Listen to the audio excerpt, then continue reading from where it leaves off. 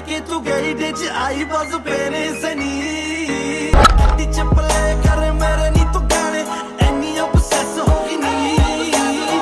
ਕਿ ਬਰੇਕ ਨੀ ਤੂੰ ਜੱਟ ਨਾਲ ਯਾਰੀ ਹੁਣ ਕਾਤੋਂ ਇੰਪ੍ਰੈਸ ਹੋ ਗਈ ਨੀ ਕੱਟੀ ਚੱਪਲੇ ਕਰ ਮੇਰੇ ਨੀ ਤੂੰ ਗਾਣੇ ਐਨੀ obsess ਹੋ ਗਈ ਨੀ